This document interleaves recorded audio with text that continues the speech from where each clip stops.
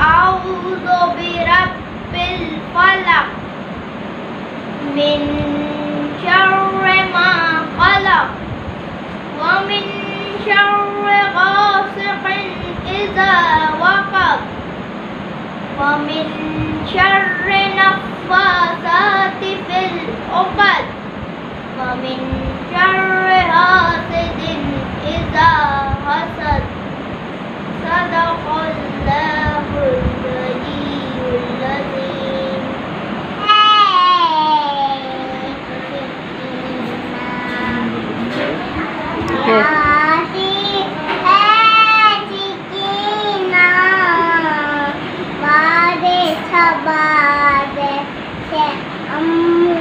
کو بتانا کاشی ہے سکینہ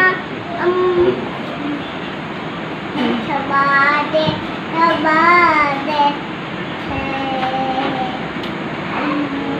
کو بتانا کاشی ہے سکینہ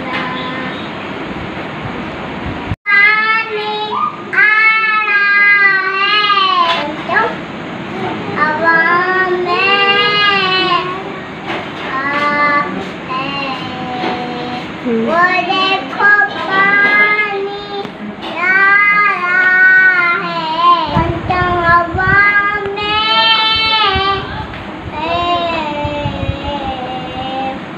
وہ دیکھو پانی آ رہا ہے پنچم ہوا میں سلام غازی سلام غازی وفا تو ہے امام غازی سلام غازی سلام غازی وفا تو ہے امام غازی جگہ جگہ ہے علم قوائی دلوں پہ تیری ہے بادشاہی لبوں پہ تیرا ہے نام غازی وفا تو ہے امام غازی سلام غازی سلام غازی وفا تو ہے امام غازی وفا تو ہے امام غازی سلام غازی سلام غازی وفا تو ہے امام غازی علم کا جب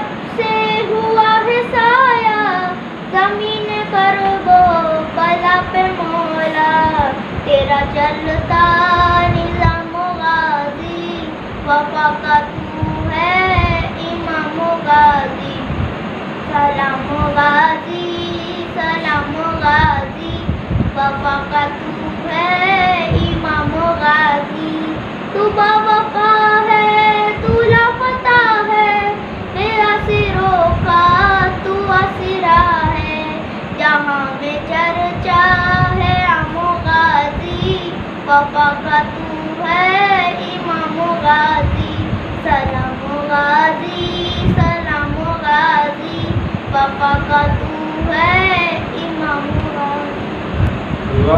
اللہم صلی علی محمد و آل محمد. چند اشعار ملاحظہ فرمائیں. ارشاد. اکبر نے عرض کی کہ چچا جان بڑھ گئے اکبر نے عرض کی کہ چچا جان بڑھ گئے چپکے پکارے شاہ کے بھیا کدھر گئے چپکے پکارے شاہ کے بھیا کدھر گئے منہ تو اٹھاؤ خاک سے رخسار بڑھ گئے منہ تو اٹھاؤ خاک سے رخسار بڑھ گئے وہ حسرتا حسین کو بیاس کر گئے وہ حسرتا حسین کو بیاس کر گئے اب کون دے گا دکھ میں نبی کے پسر کا ساتھ اب کون دے گا دکھ میں نبی کے پسر کا ساتھ دم بھر میں تم نے چھوڑ دیا اونٹ بھر کا ساتھ دم بھر میں تم نے چھوڑ دیا اونٹ بھر کا ساتھ سلوار. اللہم صلی نور نگاہ احمد مختار ہے حسین ٹکرا کے ٹوٹ جائیں گے باطل کے حوصلے ٹکرا کے ٹوٹ جائیں گے باطل کے حوصلے تو سکون کی آہنی دیوار ہیں حسین، ٹکرا کے ٹوٹ جائیں گے باطل کے حوصلے، صبر و سکون کی آہنی دیوار ہیں دیوار ہیں حسین۔ بیعت کسی امام سے اب لے گا کوئی کیا، بیعت کسی امام سے لے کوئی کیا، بیعت کسی امام سے اب لے گا کوئی کیا، مظلومیت کے ہاتھ کی تلوار ہے حسین۔ بیعت کسی امام سے اب لے گا کوئی کیا، مظلومیت کے ہاتھ کی تلوار ہے حسین۔ اور ظلم و جفا کی آخری سرحد یزید ہے، مجفا کی آخری ظلم و جفا کی آخری سرحد یزید ہے، صبر و رضا کا آخری معیار ہے حسین۔ صلوات بر محمد ظلم و جفا کی آخری سرحد یزید ہے، صبر و رضا کا آخری معیار ہے حسین۔ سر دے کے اپنا مرضی مولا خرید لی، سر دے کے اپنا مرضی مولا سر دے کے اپنا مرضی مولا خرید خرید لی، دونوں جہاں کے مالک و مختار ہیں حسین۔ عبداللہ مجھ کو خوف نہیں مرگ و زیست کا، دلوں سے خوف نہیں مرگ و زیست کا، عبداللہ مجھ کو خوف نہیں مرگ و زیست کا، دونوں جہاں میں میرے مددگار ہیں حسین۔ صلوات اللہ ولا حول ولا قوة الا باللہ العلی العظیم۔ حسبنا اللہ ونعم الوکیل، نعم المولا ونعم النصیر۔ اعوذ باللہ السمیع العلیم من الشیطان اللعین الرجیم، بسم اللہ الرحمن الرحیم۔ الحمد للہ علی کل حال، والحمد للہ علی کل نعمہ، والحمد للہ الذی ہدانا لہذا وما كنا لنہتدی لولا ان ہدانا اللہ، لقد جاءت رسل ربنا بالحق، ثم الصلاة والسلام والتحیۃ والاکرام علی رسول الثقلین ومحبوب رب المشرقین والمغربین وجد الحسن والحسین سیدنا ونبینا وشفینا ومولانا ابی القاسم محمد اللہم صلی علی محمد وآل محمد وعلى آل محمد الطیبین الطاہرین المعصومین المظلومین المنتخبین المنتجبین الذين أذهب الله عنهم الرجس وطهرهم تطهيرا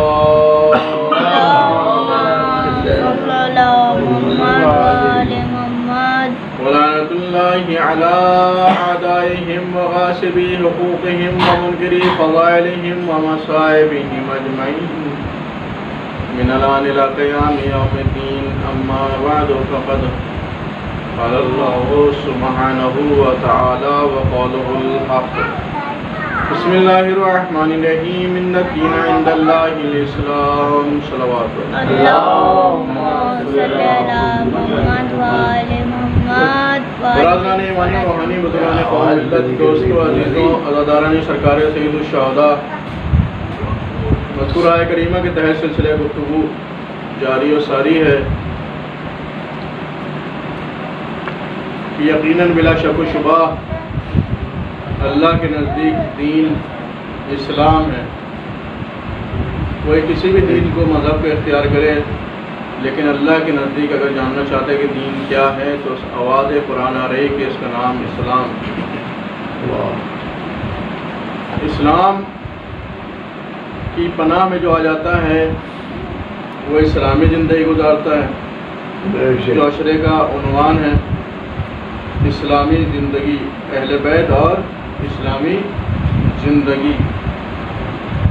عرض کیا تھا کہ غیر معصوم ہمیں نہیں بتا سکتا کہ زندگی کیسے گزاری جائے، اس لیے کہ اس کے یہاں خطا کا امکان پایا جاتا ہے. معصوم ہی بتا سکتا ہے، اس لیے کہ اس کے پاس حکم خدا ہوتا ہے، علم خدا ہوتا ہے، خدا کی طرف سے اس کو علم ودیت ہوتا ہے، اس کے تحت وہ زندگی گزارنے کا سلیقہ اور طریقہ بتاتا ہے. تو اہل بیت علیہ السلام سے ہمیں زندگی گزارنے کا صحیح طریقہ اور سلیقہ ملا ہے. یہ مسلسل آپ کی خدمت میں قیمتی فرامین معصومین پیش کیے جا رہے ہیں. تو اس سے بڑھ کے کوئی دلیل نہیں ہو سکتی زندگی میں عمل کرنے کے لیے. قرآن کے بعد قول معصوم ہمارے لیے حجت ہے. قرآن میں بھی قرآن کی عظمت موجود ہے اور معصومین نے بھی اس کی عظمت کو بیان کیا ہے. قرآن میں ذکر ہے کہ اِنَّا أَنزَلْنَاهُ قُرْآنًا عَرَبِيًّا، ہم نے قرآن کو عربی زبان میں نازل کیا ہے. صلوات پڑھیں پر محمد قرآن مجید اللہ کا کلام ہے، قلب پیغمبر کے اوپر نازل ہوا ہے. آج کی گفتگو قرآن مجید کی عظمت و اہمیت کے حوالے سے ہوگی کہ اس کے فضائل کیا ہیں قرآن مجید کے، اور اس کی حفاظت کیا ہے کہ اگر ہم اس کی تلاوت کریں.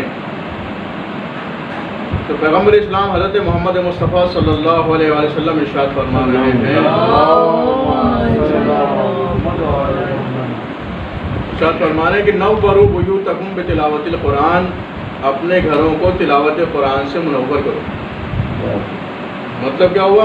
اگر گھر میں تلاوت قرآن ہوتی ہے تو گھر نورانی ہوتا ہے، منور اور روشن ہوتا ہے.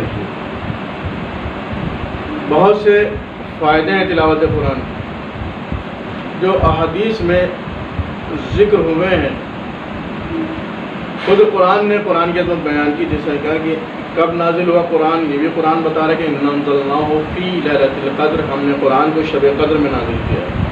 کہاں نازل ہوا؟ قلب پیغمبر کے اوپر نازل ہوا. کب نازل ہوا؟ شب قدر میں نازل ہوا. کیوں نازل ہوا؟ تاکہ لوگ ہدایت حاصل کریں، تاکہ لوگ ہدایت حاصل کریں، ہدایت یافتہ ہوتے ہیں. قرآن ہدایت ہے، جیسے کہ خود قرآن مجید کہہ رہا ہے کہ ہدی للمتقین، متقین کے لیے، پرہیزگاروں کے لیے ہدایت. پیغمبر اسلام کے ایک بہت ہی قیمتی قول ہے، فرما رہے ہیں کہ افضل العبادت قراءۃ القرآن. پیغمبر اسلام فرما رہے ہیں کہ بہترین افضل ترین عبادت کیا ہے؟ تلاوت قرآن مجید ہے. فرما رہے دوسری حدیث میں کہ قرآن عربی زبان میں سیکھو یا سکھاؤ. یہ نہیں کہ مرضی ہے تو قرآن پڑھیں گے، نہیں مرضی تو نہیں پڑھیں گے. تاکہ عربی میں سیکھو اور عربی میں ہی سکھاؤ، اس لیے کہ عربی میں یہ نازل ہوا ہے. پیغمبر اسلام فرمانے کہ دیکھ کر قرآن پڑھنے سے بہتر اور قرآن پڑھنے سے بڑھ کر شیطان کے لیے کوئی چیز گراں نہیں ہے، سخت نہیں ہے. دیکھ کر اگر کوئی قرآن پڑھتا ہے تو شیطان کے اوپر ناگوار گزرتا ہے. دیکھ کے قرآن پڑھنا چاہیے. اس کے علاوہ پیغمبر اسلام نے فرمایا کہ تلاوت قرآن گھر میں خیر و برکت کا سبب ہے اور اہل خانہ کے لیے باعث نیک بختی ہے. ماشاءاللہ سے ہر گھر میں قرآن مجید پایا جاتا ہے، موجود ہے، اور جس گھر میں نہیں ہوتا ہے وہ گھر جو ہے یہودی کے قبرستان کی طرح ہے. ہر گھر میں قرآن مجید موجود ہے، پایا جاتا ہے. تو بس اس سے فائدہ اٹھانے کی ضرورت ہے. تلاوت قرآن کر کے انسان خیر و برکت حاصل کرے، اپنے گھر کو نورانی کرے. جہاں تک بھی میڈیا کے ذریعے سے پیغام چلا جائے، لوگ استفادہ کریں، فائدہ اٹھائیں۔ پیغمبر اسلام نے فرمایا کہ تمام موجودات یہاں تک کہ دریا کی مچھلیاں، اللہ اکبر، یہاں تک کہ دریا کی مچھلیاں معلم و مطالب قرآن کے لیے طلب بخشش و مغفرت کرتے ہیں۔ جو بھی قرآن پڑھاتا ہے یا پڑھتا ہے، جو بھی قرآن پڑھاتا ہے یا پڑھتا ہے، پیغمبر اسلام فرماتے ہیں کہ تمام موجودات، دنیا میں جتنی چیزیں موجود ہیں، یہاں تک کہ سمندر کی مچھلیاں بھی قرآن پڑھنے اور پڑھانے والے کے لیے مغفرت طلب کرتے ہیں، بخشش طلب کرتے ہیں۔ صلوات پر محمد علیہ۔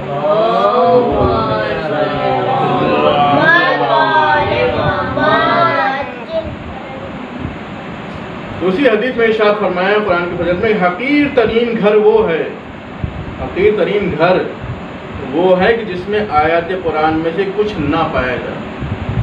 بس ترین گھر ہے وہ کہ جہاں قرآن کی آیات میں سے کچھ نہ پایا جائے۔ اسی حدیث میں ارشاد فرمایا قرآن کی برتری و فضیلت دیگر تمام کلاموں پر ویسے ہی ہے کہ جیسے اللہ کی برتری و فضیلت اپنی تمام مخلوق پر۔ چھٹے امام جعفر صادق علیہ السلام نے جوانوں کے لیے پیغام خاص طور سے کہ جب ایک جوان مومن قرآن پڑھتا ہے تو امام فرماتے ہیں کہ اس کے گوشت و خون میں قرآن مخلوط ہو جاتا ہے۔ صلوات پر محمد علیہ۔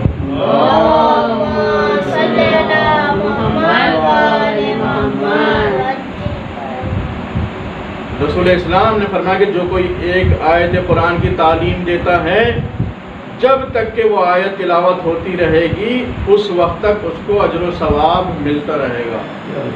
قرآن کی تعلیم دینے کے نتیجے میں جب تک وہ آیت اس پڑھنے والے کو یاد رہے گی، وہ پڑھتا رہے گا، اس وقت تک اس کو ثواب ملتا رہے گا، یعنی ثواب جاریہ بن جائے گا۔ اس کے علاوہ دوسری حدیث میں فرمایا کہ جو اپنی رائے سے قرآن کے بارے میں اظہار نظر کرے، کچھ لوگ ہیں کہ جو قرآن کے بارے میں اظہار نظر کرتے ہیں، قرآن کی آیتوں کے اپنی مرضی سے نتیجے نکالتے ہیں کہ اس کا یہ مطلب ہو سکتا ہے، اللہ کی یہ مراد ہو سکتی جہاں آئے گا، یعنی اپنی رائے اس میں شامل ہوگی۔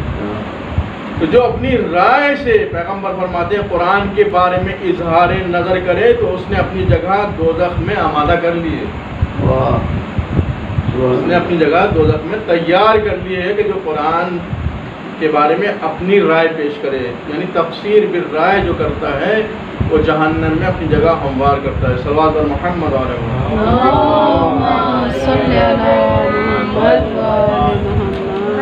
قرآن کی ایک فضیلت یہ بھی ہے کہ اس کو پیغمبر اسلام نے معیار بنایا ہے حدیثوں کو پرکھنے کا، کہ حدیثیں کیسے پرکھی جائیں۔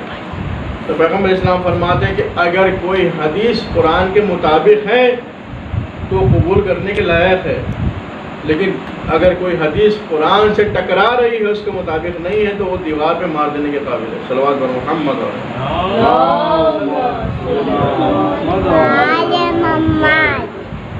پیغمبر اسلام نے فرمایا کہ قرآن ایسی دولت ہے، ایسی ثروت ہے، ایسی مالداری ہے کہ آدمی کو بے نیاز کرتی ہے، اور اس سے بڑھ کر کوئی مالداری کا تصور نہیں ہو سکتا ہے قرآن جیسی نعمت جہاں پائی جائے۔ اس کے علاوہ پیغمبر اسلام فرماتے ہیں کہ جس نے قرآن کی قدر و تعظیم کی اس نے گویا اللہ کی قدر و تعظیم کی، جس نے قرآن کی قدر و منزلت کی گویا اس نے اللہ کی قدر و منزلت کی، اس لیے کہ کلام الہی ہے قرآن۔ جناب سلمان سے خطاب کر کے پیغمبر اسلام فرماتے کہ سلمان قرآن پڑھو، اس لیے کہ قرأت قرآن گناہوں کا کفارہ ہے۔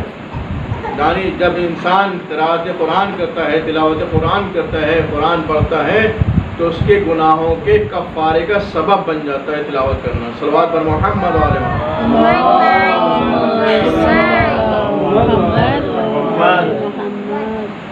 قرآن پڑھنے اور پڑھانے والے کے سلسلے مولا امیر المومنین علی بن ابی طالب علیہ السلام ارشاد فرما رہے ہیں کہ تم میں بہترین شخص وہ ہے کہ جو قرآن پڑھے اور دوسروں کو قرآن کی تعلیم دے۔ صلوات پر محمد علیہ۔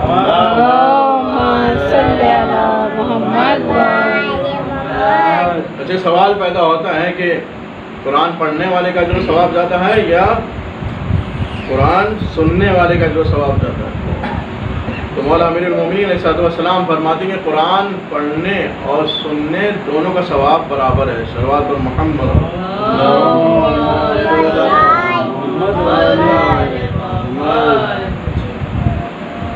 مولا امیر المومنین علیہ السلام فرماتے ہیں کہ قرآن پڑھنے کا فائدہ اس وقت ہے کہ جب انسان اس میں غور و فکر کرے.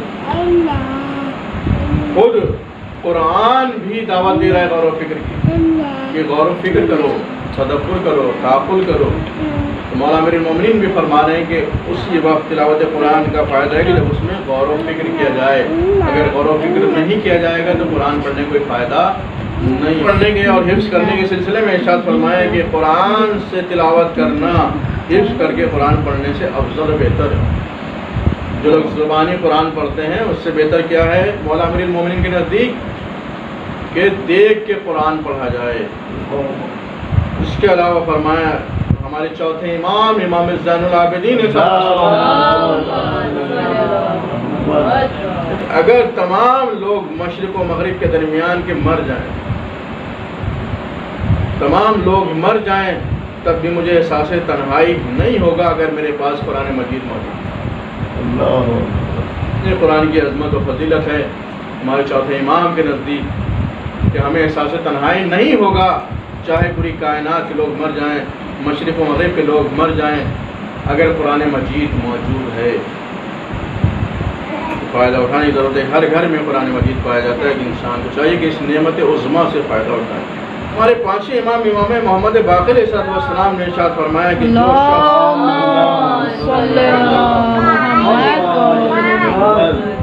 جو شخص بھی مکے میں قرآن ختم کرے گا تو مرنے سے پہلے حتماً رسول خدا کی زیارت کرے گا اور جنت میں اپنا مقام دیکھ لے گا. جس کو مکے جانا نصیب ہو، خداوند عالم بیاق معصوم سب کو مکے جانا نصیب کرے، مدینے جانا نصیب کرے اور زیارت معصومین نصیب فرمائے. تو پانچویں امام فرمایا کہ جو بھی مکے میں ختم قرآن کرے گا تو وہ مرنے سے پہلے یقیناً پیغمبر اسلام کی زیارت کرے گا اور جنت اپنا مقام دیکھ لے گا. کہتے ہیں شیعہ لوگ کیسے ہوتے ہیں، یہ پانچویں امام فرما رہے ہیں کہ شیعان علی وہ لوگ ہیں کہ جو کثرت سے نماز پڑھتے ہیں. پانچویں امام کی نظر میں شیعہ کون ہے؟ شیعہ وہ ہے کہ جو کثرت سے نماز پڑھتا ہے اور کثرت سے تلاوت قرآن کرتا ہے. صلوات پر محمد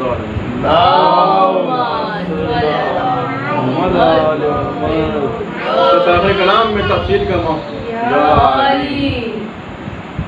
کا موقع نہیں ہے. بس آخر کلام میں یا علی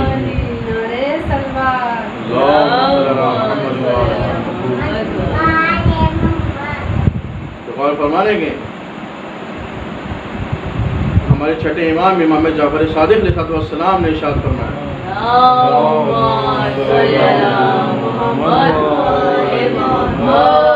کتنے لوگ ایسے ہیں کہ قرآن پڑھتے ہیں لیکن تلاوت کے وقت قرآن ان پر لعنت کرتا ہے. کتنے لوگ ایسے ہیں کہ جو قرآن کی تلاوت کرتے ہیں لیکن قرآن خود ان کے اوپر لعنت کرتا ہے. کیوں؟ اس لیے کہ اس پر عمل نہیں کرتے جو پڑھتے ہیں. قرآن عمل کے لیے آیا ہے، ہدایت کے لیے آیا ہے. یعنی جو کچھ اس میں لکھا ہے اس کے اوپر انسان عمل کرے تو پھر قرآن لعنت نہیں کرے گا بلکہ سبب رحمت بن جائے گا. صلوات پر محمد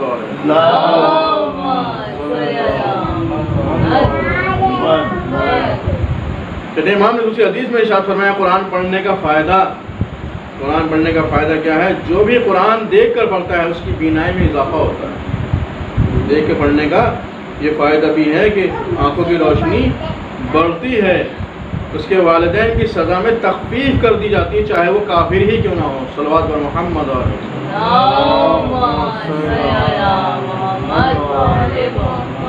ہمارے ساتھ امام موسیٰ کاظم علیہ السلام ارشاد فرماتے ہیں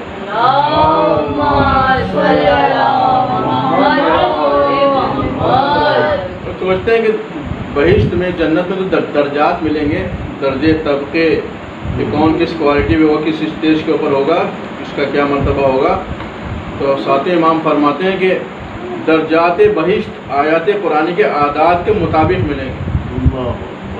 بہشت میں جو درجے ملیں گے وہ ساتھ امام کے نزدیک آیات قرآن کے جو اعداد ہوں گے اس کے مطابق ملیں گے روز قیامت. روز قیامت قاری قرآن سے کہا جائے گا پڑھو، قیامت کے دن جنہوں نے قرآن پڑھا ان سے کہا جائے گا کہ پڑھو اور بلند ترین مقام حاصل کرو، اور اس کو ہر ایک آیت پڑھنے کے سلے میں ایک درجہ ترقی حاصل ہوتی رہے گی، یعنی جیسے جیسے وہ آیتیں پڑھتا چلا جائے گا درجات میں اضافہ ہوتا چلا جائے گا۔ صلوات اور محمد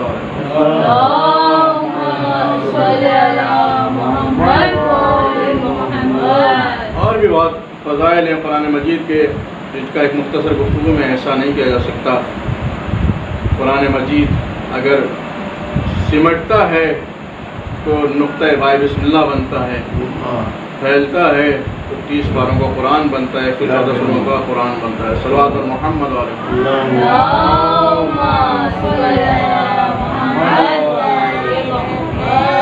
تو غور کیا آپ نے عزیزان گرامی قرآن کی کتنے فضائل ہیں، کتنی فضیلت ہے، اور ہر گھر میں ماشاءاللہ سے نعمت موجود ہے، بس استفادہ کرنے کی ضرورت ہے۔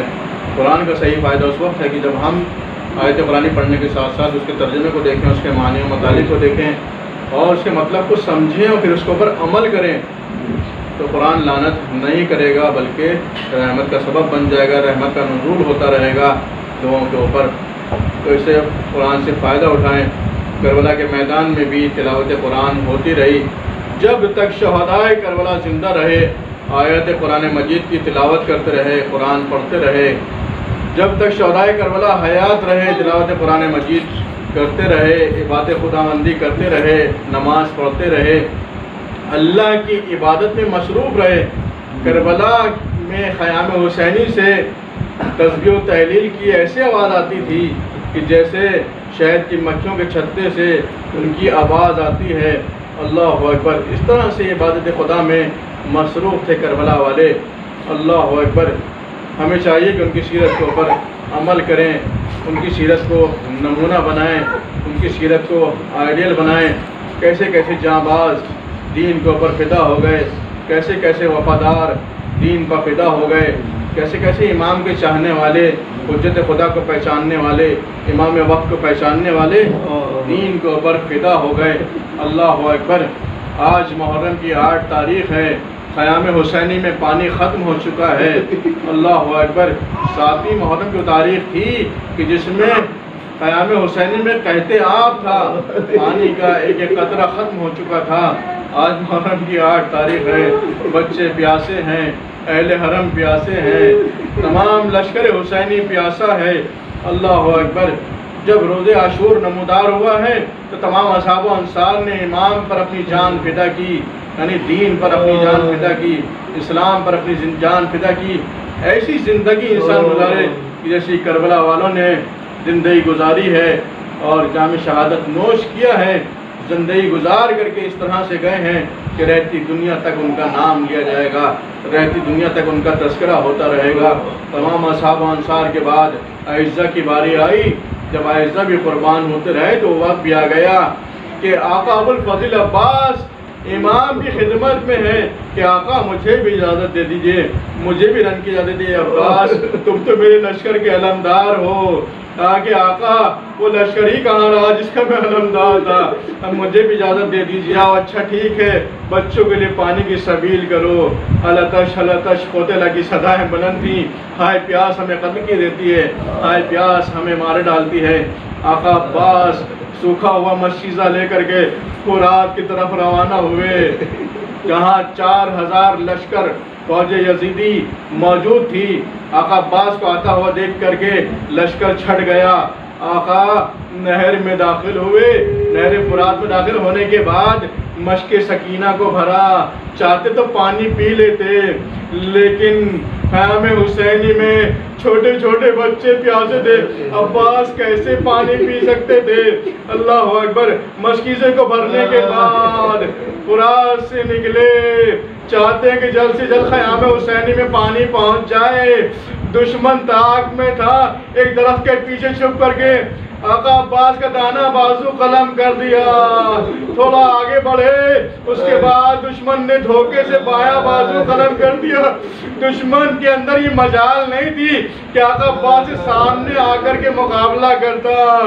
پش پر سے بازو قلم کیا، دھوکے سے بازو قلم کیے گئے، لیکن ابھی بھی عباس نے ہمت نہیں توڑی ہے، چاہتے کسی طرح سے خیام حسینی میں پانی پہنچ جائے، مشکیزے کو دانتوں سے دبایا۔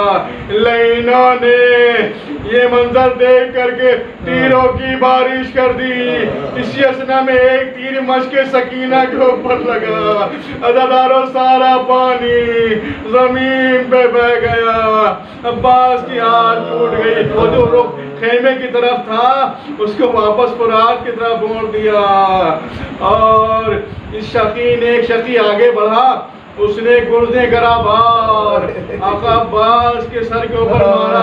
بس یہ ہونا تھا کہ آقا زینے فرس پہ نہ سنبھل سکے زمین پر۔ اب تک جو شہید گھوڑے سے نیچے آتا تھا وہ اپنے ہاتھوں کا سہارا لے لیتا تھا۔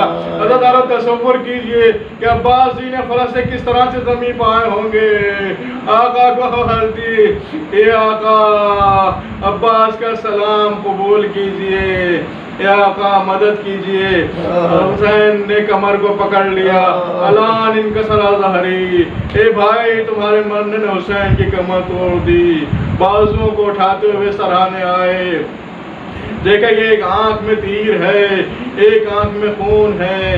آقا عباس زیارت کرنا چاہتے ہیں، مولا حسین نے خون صاف کیا، آنکھ سے تیر کو نکالا، اس کے بعد کہا کہ بے بھیا عباس کوئی وصیت ہے؟ کہا کہ آقا میری لاش کو خیمے میں نہ لے جائیے گا، میں بچوں سے شرمندہ ہوں، سکینہ سے شرمندہ ہوں، اللہ اکبر۔ اس کے بعد مولا حسین کہتے ہیں کہ بھیا میری بھی ایک تمنا ہے، جاتے جاتے میری تمنا پوری کر دو۔ تم نے زندگی بھر ہمیشہ آقا ہی کہا، کبھی بھائی نہ کہا، ایک بار بھائی کہہ دو۔ در آقا عباس نے بھائی کہا، روح قفس عنصری سے پرواز کر گئی۔ اس کے بعد خالی علم لے کر کے خیمے کی طرف بڑے حسین، سکینہ سمجھی میرا چچا پانی لا رہا ہے۔ اب جو علم نزدیک آیا تو سکینہ نے دیکھا کہ چچا موجود نہیں ہے، خالی علم ہے۔ اے میرے بابا، میرے چچا کو کہاں چھوڑ آئے؟ میرا چچا پانی لینے گئے تھے۔ اے سکینہ اپنے چچا کا انتظار نہ کرنا، تمہارے چچا فرات کے کنارے ہمیشہ کے لیے سو گئے۔ اللہ لعنت اللہ علی القوم الظالمین۔ بارے الہ کی طرف کا واسطہ، معصومین کے آپ کا واسطہ، ہم سے ذکر عبادت و پرسے کو قبول فرما، جہاں جہاں بھی عزادار ہیں دنیا سے جان مال ناموس کی حفاظت فرما، کرونا وائرس سے سب کی حفاظت فرما، خلافت علی سماوی سے محفوظ فرما، بیماروں کو شفا عاجلہ عطا فرما۔ تمام عزادار جو مرحومین ہو گئے اس سال فرش عذاب پہ نہیں ہیں، ان کی مغفرت فرما، درجات کو بلند فرما۔ امام زمانہ کی